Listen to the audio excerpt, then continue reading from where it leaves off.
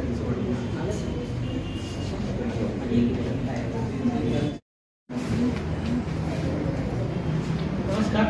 महाराष्ट्र साहित्य परिषद शाखा शाहूपुरी आणि सातारा नगरपालिका सातारा यांच्या संयुक्त विद्यमाने गेली 14 वर्ष महाराष्ट्रातील पहिला मराठी भाषा पंधरवडा आपण साजरा करतो आणि दरवर्षी आपण विविध स्पर्धांचं आयोजन करत असतो. त्या निमित्ताने यावेळेला आपण 2 वेगळ्या प्रकारच्या स्पर्धांचं आयोजन केलेलं आहे. त्याच्यामध्ये काव्य लेखन स्पर्धा, त्याला सुद्धा आपल्याला उत्स्फूर्त प्रतिसाद मिळाला, आणि अभिवाचन स्पर्धा ही जी आपण आज घेतोय.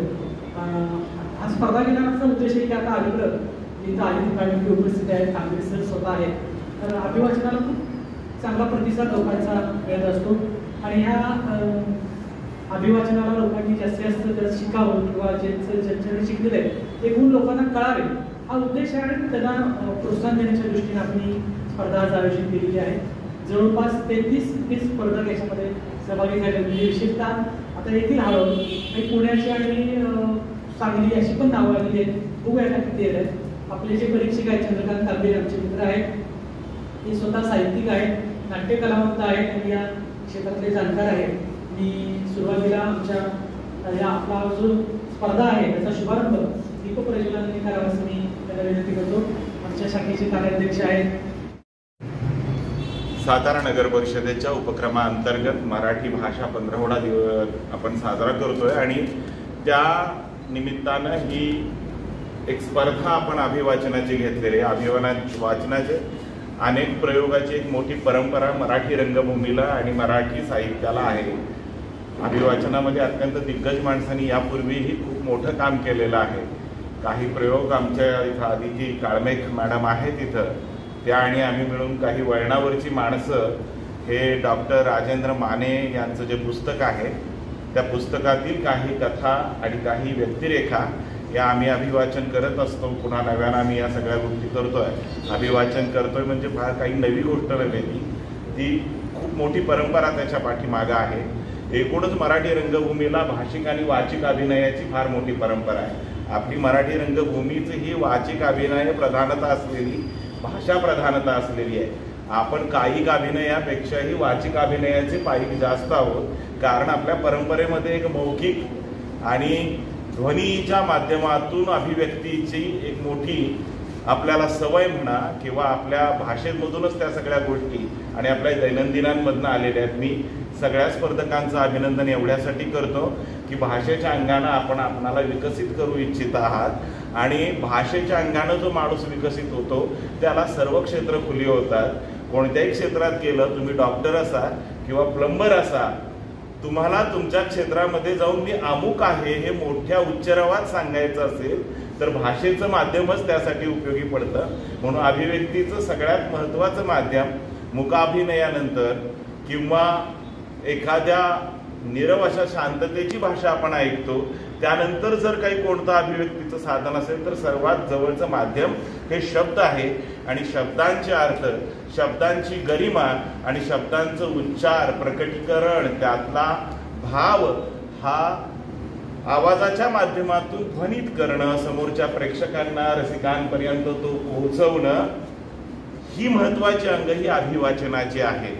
अभिवाचनाच्या यानं साहित्याच्या अभिवाचनानं आपण समृद्ध तर होतोच साहित्यिक म्हणून किंवा एक चांगला रसिक वाचक म्हणून, पण अभिव्यक्त करणारा एखादा अभिनेता म्हणून किंवा अभिनेत्री म्हणून आपण जेव्हा काही प्रवास करू इच्छितो किंवा एखादा चांगला वक्ता म्हणून हे जेव्हा प्रवास करायचा असेल तर त्याला जवळचा मार्ग हा अभिवाचनाचा आहे. थिएटर जिम ज्याला आम्ही म्हणतो, आवाज जोपासना, संगोपना आणि उच्चारण यावर जर काम करायचं झालं तर त्याला आम्ही थिएटर जिम म्हणतो आमच्या भाषेमध्ये. म्हणजे आमच्या नाट्य कलाकृतींची एक व्यायामशाळा, त्याच्यामध्ये आवाजाचा हा उपयोग कसा करावा, आवाजाची पोत कसा जपावा, आवाजाची गरिमा कशी वाढवावी आणि अभिव्यक्ती करताना नवरसांची जी भावना प्रधानता आहे त्या भावनेचं प्रकटीकरण आवाजाच्या ताकदीच्या आवाजाच्या माध्यमातून कसं करावं हा व्यायामाचा भाग आहे. माझं नाव अनिता जोशी. मी राहुल या कादंबरीतील एक प्रसंग वाचते.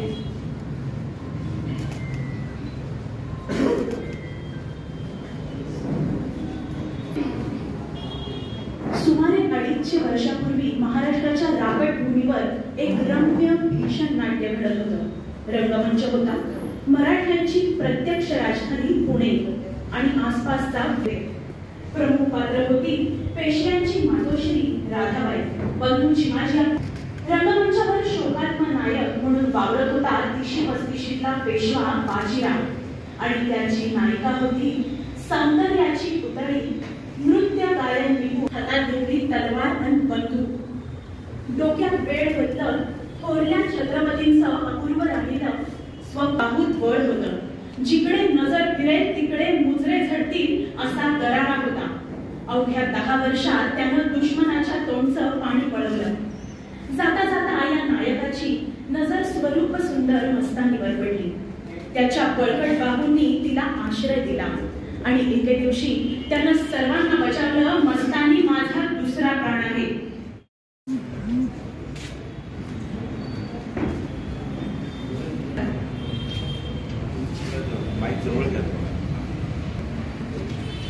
नमस्कार, माझं नाव स्मिता भोसले. गोष्ट सांगते ऐका.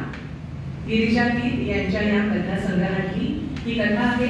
एक पोरी जरा मागं आपल्या समोराला सादर करत आहे. नुकतीच सुट्टी संपवून मी कामावर चालले होते. एवढ्यात मला थोड्या अंतरावरनं हाक ऐकू आली. म्हटलं एवढी मोठी चाळी कोणीतरी कुणाला तरी हाक मारत असेल. 5 पावलं मागं बघ. एक क्षणभर माझी पावलं थबकली, पण मला अशी कोण हाक मारणार? वळून बघणं माझ्या प्रतिष्ठेत बसत नव्हतं. मागं न बघता मी कशीच पुढे निघाले. एवढं पुन्हा तीच हाक ऐकू आली. अरे पोरी जरा मागं बघ, जरा थांब ग, मला बघू दे. अरे यमे आईशी न बघता पुढे निघाली सोड. आता मात्र माझी पावलं थबकलीच.